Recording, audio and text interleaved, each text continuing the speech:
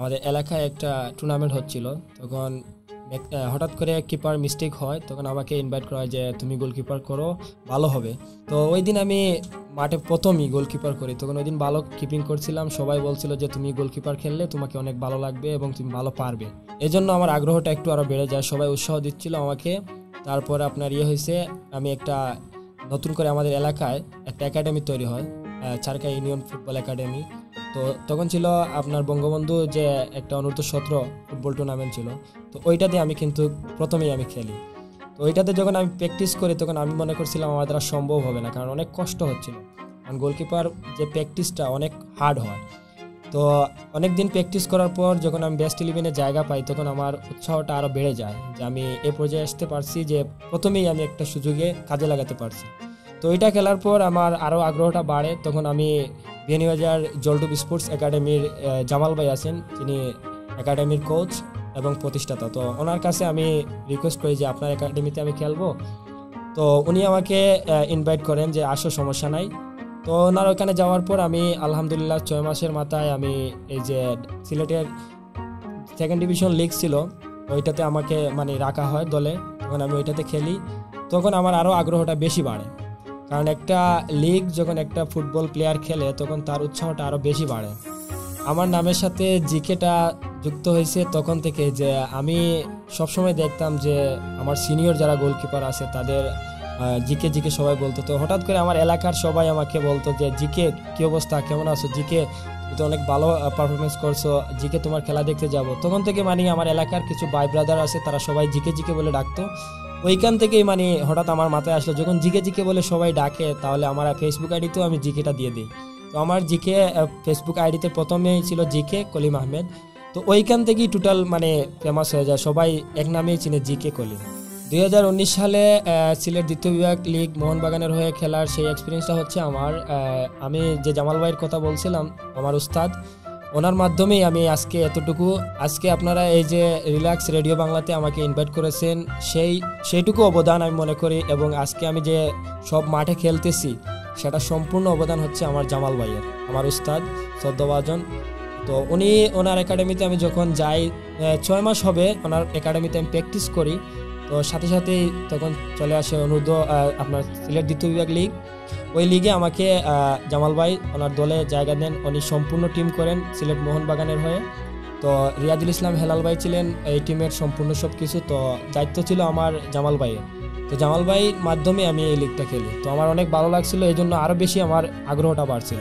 Football খেলে আর্থিকভাবে সফলতা বলতে ভাই আমি কি বলবো আপনাদেরকে, সফলতা হচ্ছে আমি ফুটবল খেলি আলহামদুলিল্লাহ। তো সফলতা হচ্ছে আমি নিজেরটাই চলাফেরা করি। তারপর হচ্ছে আমার নিজের খেলাধুলার যে সরঞ্জাম যেগুলো লাগে সবগুলোই আমি নিজেই এই টাকা থেকে অর্জন করি, সবগুলোই ম্যানেজ করি। আর আসলে আমি কি বলবো, আলহামদুলিল্লাহ আমার ফ্যামিলিতে যে আমি ফুটবল খেলে সাপোর্ট দিতে হচ্ছে সেরকম কিছু না। তবে ইনশাল্লাহ ভবিষ্যতে আমি ফুটবলে যখন আসি এবং থাকবো ইনশাল্লাহ, যদি আল্লাহ সুস্থ রাখেন, তো অবশ্যই ফুটবল থেকে কোনো একটা কিছু করব।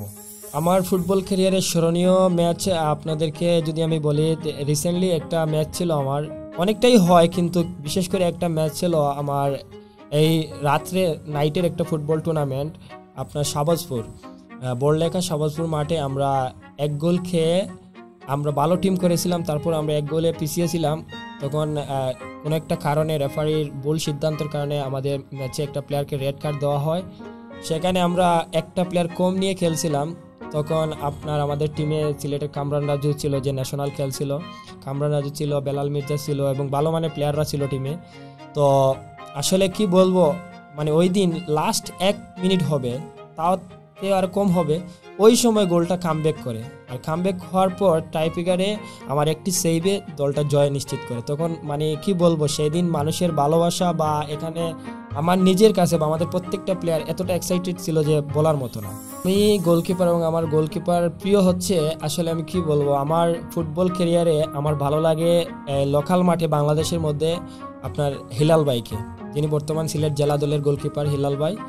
আর আমার গোলকিপার আইডল হচ্ছে ইমি মার্টিনেজ, আর্জেন্টিনার গোলকিপার, তাকে আমার অনেক ভালো লাগে। তার সবগুলো আমার, আসলে আমি একজন আর্জেন্টিনা ফ্যান, এই জন্য আমার একটু বেশি ভালো লাগে।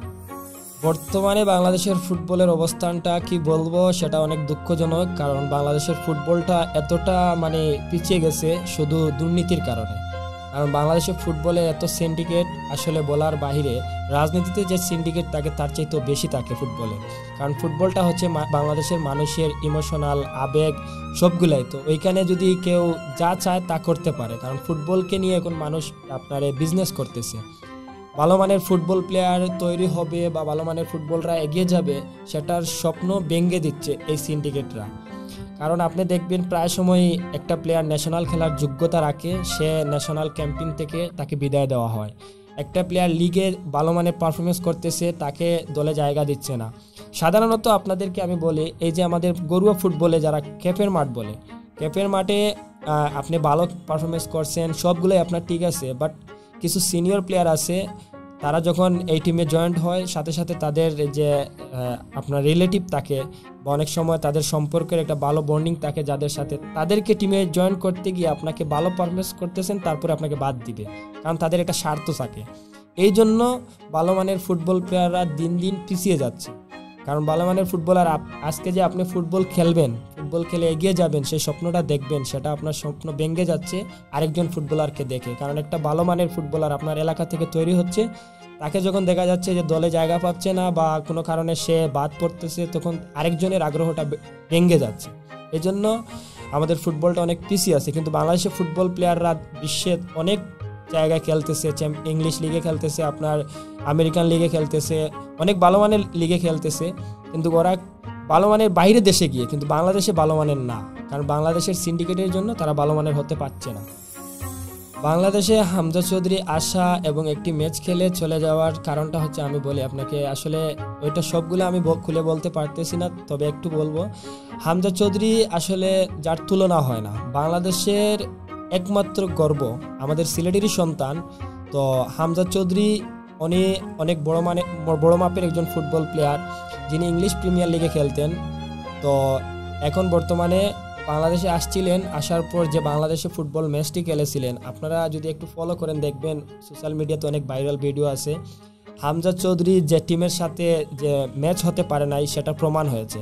আর হামজা চৌধুরী যে ফুটবল কোয়ালিটি, সেটা বাংলাদেশের কোয়ালিটির সাথে ম্যাচ হচ্ছে না। কারণটা হচ্ছে এই সিন্ডিকেট।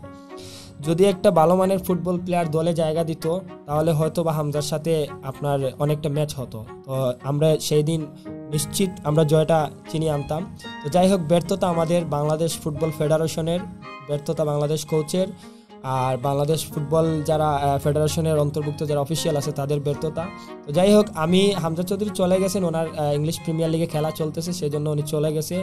আশা রাখি উনি আবার আসবে, এবং হামজা চৌধুরীর মতো আরও অনেক ফুটবল প্লেয়াররা আছে, তারা যেন বাংলাদেশে আসে, সেই আশা প্রত্যাশা রাখি। ম্যাচ ফিক্সিংয়ের প্রস্তাব পেয়েছি অনেকবারই, কিন্তু কখনো সেটা আমি করি নাই। কারণ আজকে আমি একটা কথা বলি, আমার সবচেয়ে বড় সাপোর্ট এবং সবচেয়ে বেশি আমি যার সাথে শেয়ার করি তিনি হচ্ছেন আমার মা। তো আমার আম্মু সবসময় আমাকে বলতেন যে কখনো নিজের টাকার জন্য নিজের ইমেজটা বিক্রি করো না। কারণ তুমি কষ্ট করে যে জায়গায় আসছো, সেই জায়গাটা যেন তোমার সবসময় ধরে রাখতে পারো। কারণ টাকা অল্প দিনের জন্য, সম্মানটা চিরদিনের জন্য। তো আমি অনেক অফার পেয়েছি, কিন্তু সেটা আমি রাখি না। কারণ একদিন যদি আমি একটা মাঠে ফিক্সিং করি, হয়তো বা কেউ জানবে না, কিন্তু মাঠে দেখবে সবাই কি বাজে পারফরমেন্স, তখন আমার যে এই খারাপ পারফরমেন্সের জন্য আরেকটা ম্যাচ আমি খেলবো, সেটাতে আমি নষ্ট হয়ে যাব, আরেকটা ম্যাচে আমাকে কেউ নিবে না। কারণ একটা ফুটবল প্লেয়ারের ক্যারিয়ারটা হচ্ছে অনেক লম্বা, নয়তো অনেক ছোটো। কারণ কিছু কিছু দুর্নীতির কারণে ফুটবল ক্যারিয়ারটা ছোটো হয়, আর কারো ইনজুরির কারণে ছোটো হয়। তো সেটা আমি চাই না, কারণ ফুটবলকে আমি অনেক ভালোবাসি, ফুটবল মাঠে থাকতে চাই, ফুটবল মাঠে খেলতে চাই, সেজন্য দুর্নীতিতে আমি যুক্ত হতে চাই না। ফুটবল নিয়ে ভবিষ্যৎ পরিকল্পনা হচ্ছে, আসলে ফুটবলকে অনেক ভালোবাসি, কখনো ছেড়ে যেতে পারবো না। যেখানেই থাকি সেখানেই ফুটবল খেলবো ইনশাল্লাহ। তবে আমার বর্তমানে একটা টার্গেট আছে, দীর্ঘদিন থেকে আমি চেষ্টা করতেছি বাইরে যাওয়ার জন্য। যদি বাইরে চলে যাই, সেখানে গিয়ে আমি ফুটবল খেলবো, কারণ আমার ফ্যামিলির পরিপূর্ণ সাপোর্ট আছে যে বাইরে গেলেও তুমি ফুটবল খেলবা, কোনো সমস্যা নেই। আর দেশে যতদিন আছি ইনশাল্লাহ ফুটবল খেলেই যাবো। তরুণ যারা ফুটবলার হচ্ছে তাদের জন্য পরামর্শ, আসলে আমার কাছ থেকে, আমি একজন ছোট অদম মানুষ, আমার কাছ থেকে এত কিছু জানার নেই। তারপর আমি বলবো যে ফুটবল খেলতে হলে প্রথম হচ্ছে আপনার যে মেন্টালিটি ভালো রাখতে হবে। 2 নাম্বার হচ্ছে আপনার ঠিকমতো খাওয়া দাওয়া, ঠিকমতো ঘুমানো, ঠিকমতো আপনার চলাফেরা, আর প্র্যাকটিসটা হচ্ছে সবচেয়ে বড় জিনিস। আর প্র্যাকটিসের মধ্যে হচ্ছে সবচেয়ে আপনার একটা রুলস আছে, সেটা মেনটেন করতে হয়। তো ফুটবল প্লেয়ার হতে হলে অনেকটা পরিশ্রম করতে হয়, অনেকটা কথা শুনতে হয়, অনেক কষ্ট করতে হয়। তো সবগুলো যদি মেনে নিতে পারেন তাহলে অনেক সহজে ফুটবল প্লেয়ার হওয়া যায়। আর ফুটবল প্লেয়ার হলে আপনি কখনো মনে করবেন না ভালো ফুটবলার হয়ে গেছেন। ভালো ফুটবলার হওয়ার আগে ভালো একজন মানুষ হতে হবে, তারপর ভালো একজন ফুটবলার হতে হবে। বর্তমানে আমি 2024 সালের লাস্টে দিয়ে আমি ফার্স্ট ডিভিশন খেলছিলাম সিলেট স্টেডিয়াম মাঠে, এই কাজীটুলা ওয়েলফেয়ার সোসাইটি হয়ে। আর এখন বর্তমানে আমি বিয়ানীবাজার উপজেলা দলে হয়ে খেলতেছি।